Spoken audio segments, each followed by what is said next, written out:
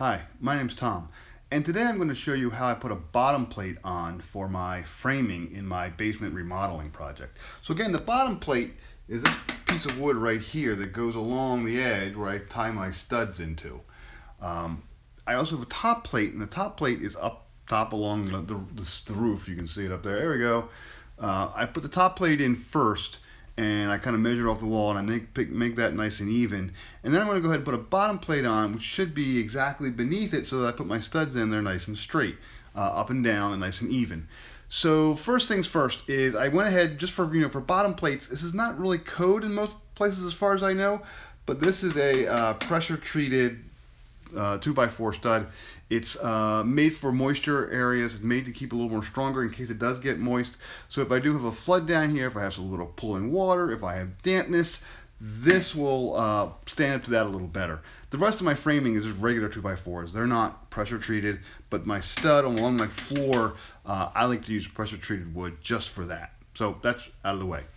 So first step is obviously have the wood, but second step is to measure out and figure out where you have to put it. Now again, you can use a plumb bob off the top plate and kind of measure where you want to go. You can measure off the wall and then make sure everything's nice and even and flat. You can even use a 2x4 as kind of a template and kind of hold it up and make sure everything's level. That's up to you. In my case, I actually measured off the wall and I used a plumb bob, and I went ahead and even marked it. I put little marker lines along the floor there, and I still missed it by an eighth of an inch. But I have my plate kind of measured out. So that's my first step, is kind of measure out and get your plate exactly where you want it to be and mark it. So step one, mark. Good.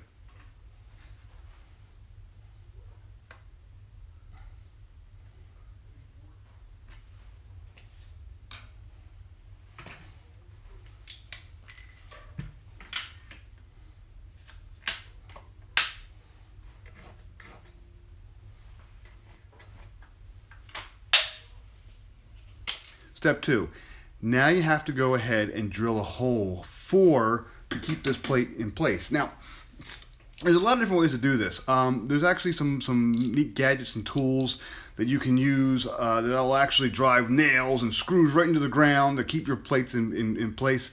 I tend to go a little slower, and I don't like a whole lot of different magical tools. I tend to get general tools and then use them for multiple things.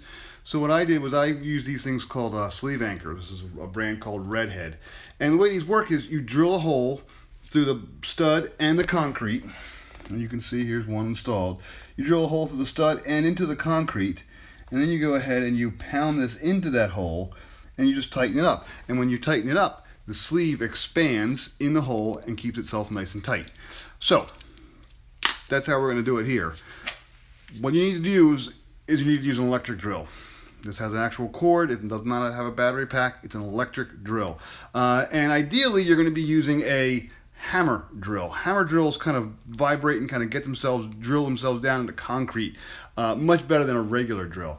I'm also using a concrete drill bit. This is actually one made for stone and masonry. And you don't want to use a regular wood bit. You'll just destroy it. So this is a special concrete bit. Hammer drill, electric drill that I use for all sorts of things, but this is one of the things I use it for. And you'll need your anchors. So here's what I'm going to do. First things first, I go ahead and I make sure my board is in place. We got that good. Now I'm going to go ahead and I'm going to use my drill, and you'll see that in a second. I'm going to drill a hole down and then pull it out. I'm going to blow the dust away so that I'm ready for my next step.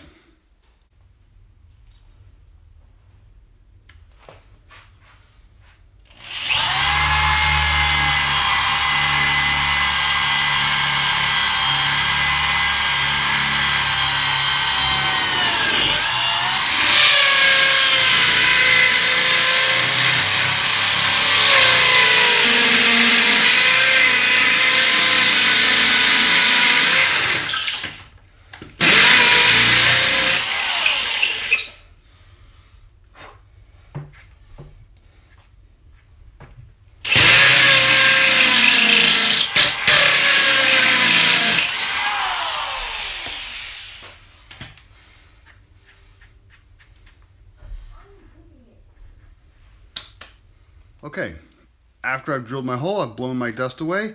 I take this little redhead anchor, I place it in, and I just pound it in with a hammer. nice and easy. It actually tells you what size drill bit, by the way. So I'm using a 3/8 by 3, so there we go. And there's little instructions on the back to tell you what size drill bit. I just picked up a drill bit, so I bought these.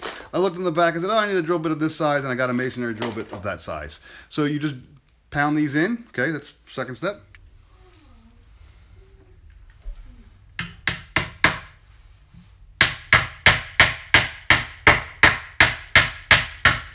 Third step, go ahead, use a crescent wrench or a regular wrench, and you tighten that head. You go around about 2.5, 3 times, sometimes even 3 to 3.5, but you basically want to turn that nice and tight to expand that sleeve. Once that sleeve expands in there, it's going to hold itself in the concrete, and by holding itself in the concrete, the washer and the head hold the wood down. So that's nice and secure. That's not going anywhere. That is drilled in, tapped in, and then tightened.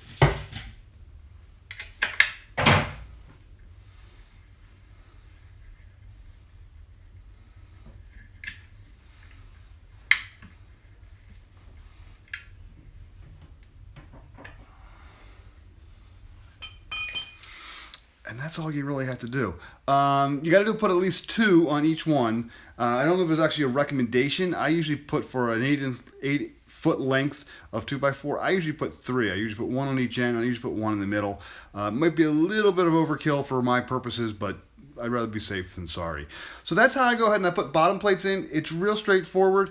You make sure your board's in place. You go ahead, you drill your holes.